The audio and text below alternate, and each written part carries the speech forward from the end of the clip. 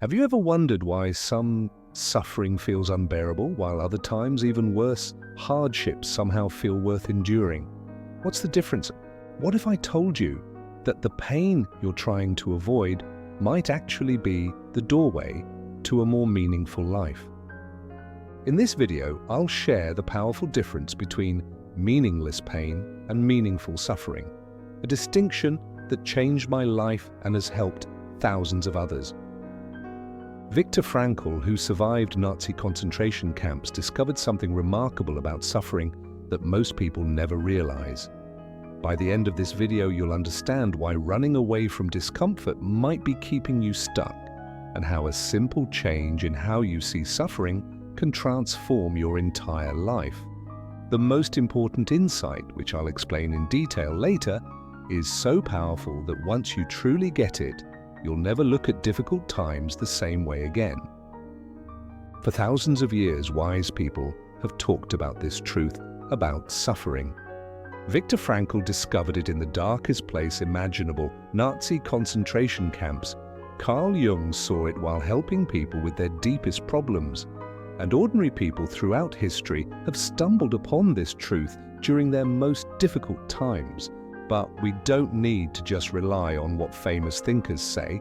We can look at the patterns in our own lives and the lives of people around us. I first discovered this truth after losing my job, my relationship, and my home, all within 6 months. What started as the worst time in my life eventually led to the most meaningful work I've ever done. Since then, I've spent years studying not just what the experts say, but how this plays out in real people's lives. I've talked with hundreds of people who have transformed their relationship with suffering, and the results have been remarkable. This isn't complicated theory, it's a practical understanding that has helped real people change their lives. Think about your own experience with suffering. Have you ever noticed how no matter how hard you try to avoid pain, it still finds you? How despite reading self-help books and trying positive thinking, you still struggle? You're not alone.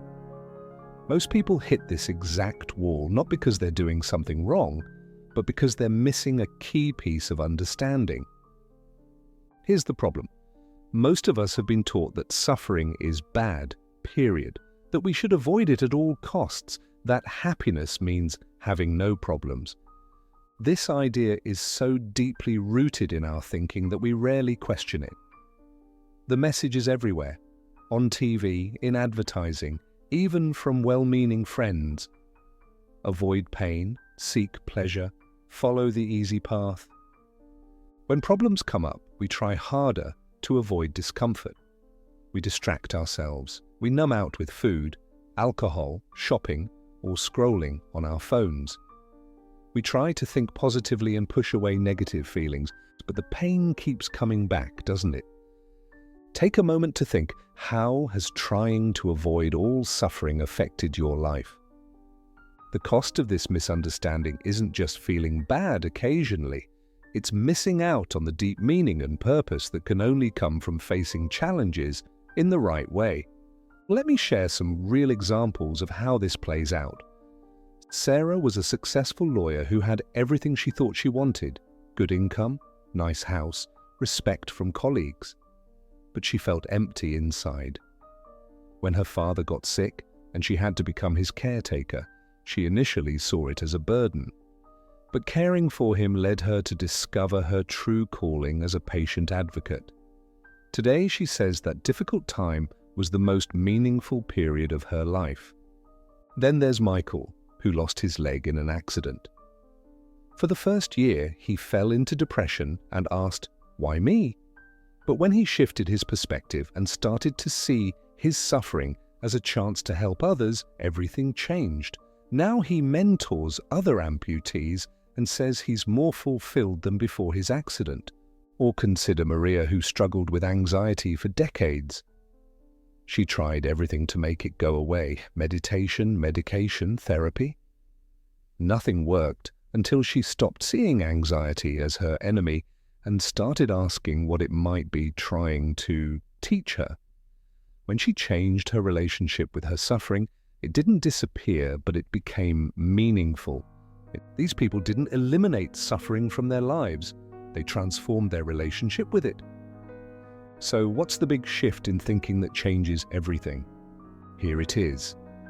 Not all suffering is the same. There's a massive difference between pointless pain and meaningful suffering. Pointless pain is suffering that serves no purpose. It's the kind that breaks you down without building anything new. It's suffering that you just endure without growing from it. Meaningful suffering, on the other hand, is pain that leads to growth, connection, or purpose. It's suffering that changes you for the better. It's the painful climb that leads to the mountain view. Viktor Frankl discovered this truth in concentration camps. He noticed that people who found meaning in their suffering were more likely to survive than those who saw their pain as pointless, even when their external circumstances were identical. This isn't just philosophical, it's incredibly practical. When you truly understand this principle, everything changes. Think about weight training. The burning in your muscles during a workout is uncomfortable, but it's meaningful discomfort because it leads to strength. Without that discomfort, there would be no growth. The same principle applies to your life. When you can see the purpose in your pain, when you can connect it to growth, learning, or helping others, everything transforms. The key isn't doing more or trying harder. It's seeing differently. Let me break this down into 3 simple steps that you can apply to your life right away. Step 1. Ask better questions. When suffering comes, most people ask, "Why is this happening to me?" Or "How can I make this stop?" These questions keep you stuck. Instead, try asking, "What might this be teaching me?" Or "How might this help me grow?" Just changing your questions can begin to transform your experience. Step 2.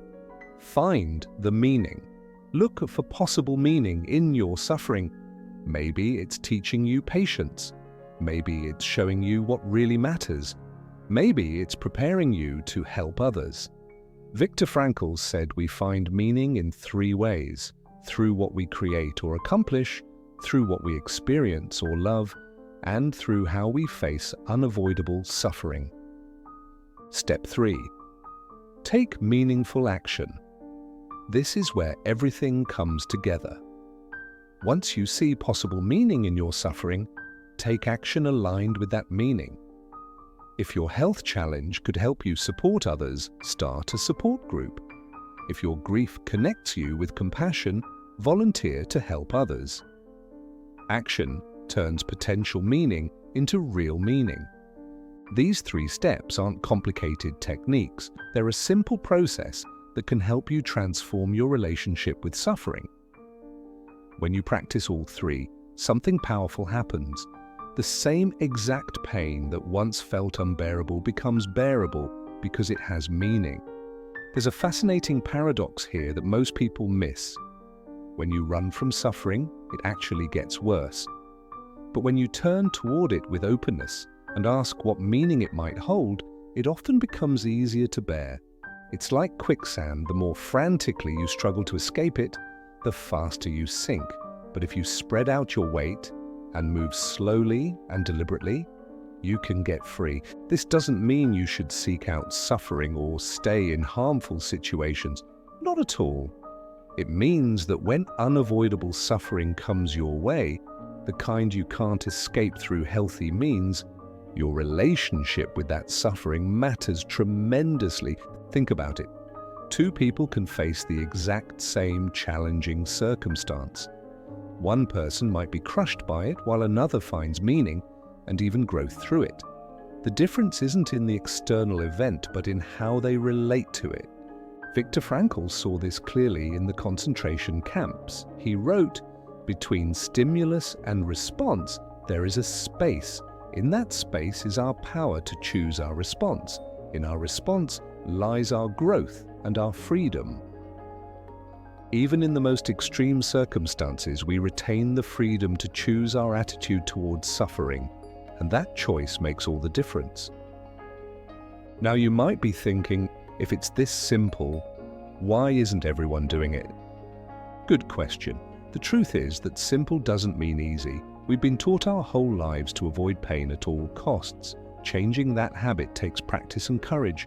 Or maybe you're wondering, does this mean I should just accept all suffering as good? Absolutely not.